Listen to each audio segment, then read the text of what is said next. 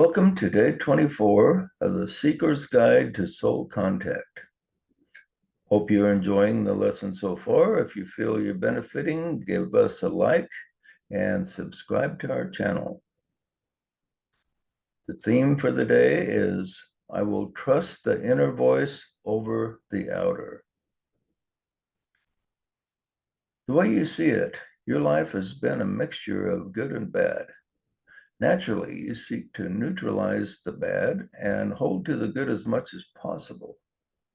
In seeking to keep the good that is in your life, you seek to strengthen the source of that good. You've often attributed that source to the outer gods that you hold dear. Giving your outer gods credit for the good in your life has created a problem.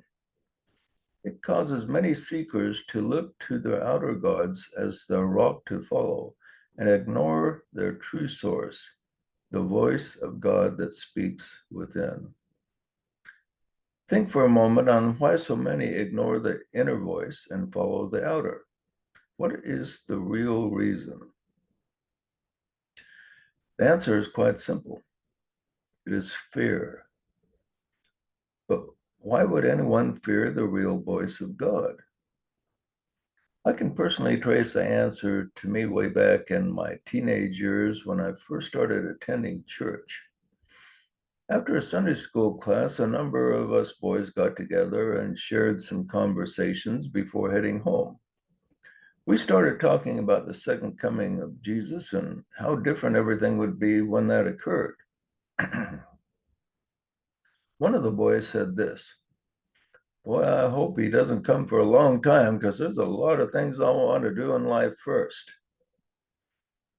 Everyone else seemed to nod in agreement, and I could tell they all felt the same way. In other words, these boys had certain things that they saw as their present and future good that was granted them by their current gods, and any appearance of a true God or messenger would spoil it for them. They expected Jesus to be a Debbie Downer who would deprive them of all the good things in their life. They feared an appearance of Jesus and didn't want him to show up in their lives. The same principle applies with seekers when making the choice between the inner and outer God. Many fear that the true spiritual contact will guide them in such a way that all the fun will be gone and a boring existence will be their lot. Better the devil you know than the one you don't is the guiding principle for many. The outer gods promise spiritual bliss after death and allow you to bask in your illusions with a few restrictions. And this occurs during your life as long as their authority is unchallenged. The thought of the switch from the outer to the inner brings fear of change to many, for they are not certain what that change will be. Few admit that they have a fear of relying on the inner voice, but the fact that the outer is almost always chosen over the inner shows that the fear is there.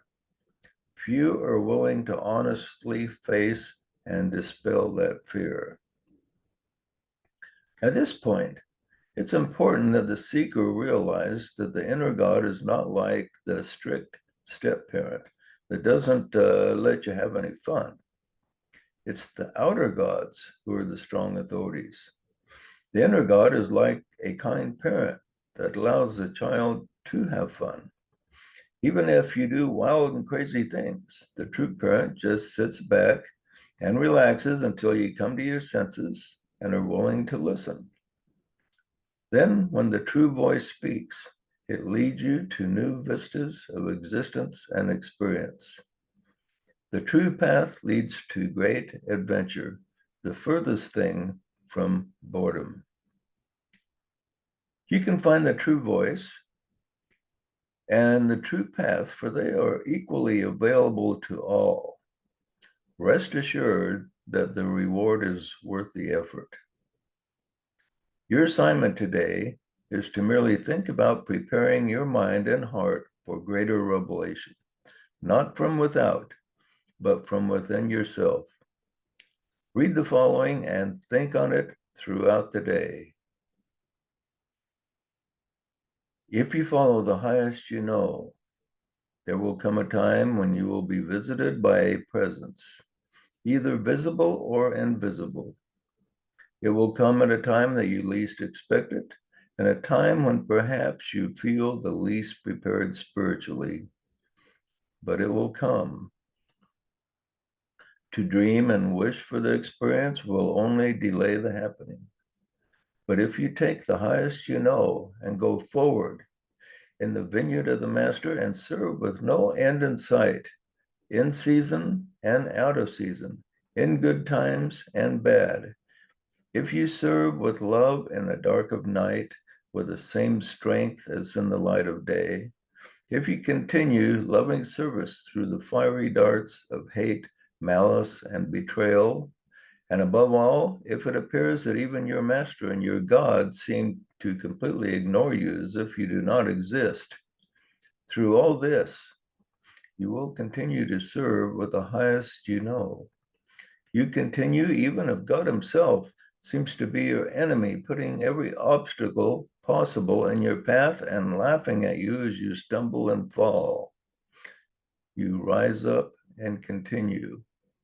The time comes that it will not seem to matter to you anymore if your friends, God, the Master, approve of you or not. It matters not if you are some great chosen one or looked upon by the Master as the least and most needy of the brethren.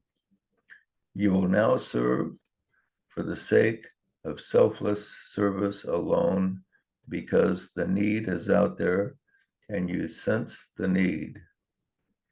When this stage is reached within yourself, one of the great ones will take notice and speak. Behold the servant. He has become as one of us.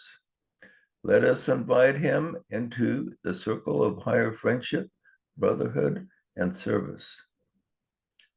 But even here, the invitation comes not as you expected. All your expectations are shattered and soon replaced by newer ones. And the groping in the dark is replaced by walking the path with vision. The reward for your selfless service is sight. And as you see the path ahead, your heart is filled with joy. For that which you see is not what you imagined, but more than you imagined. Good words to contemplate. Think on these in the next 24 hours, and we will see you tomorrow.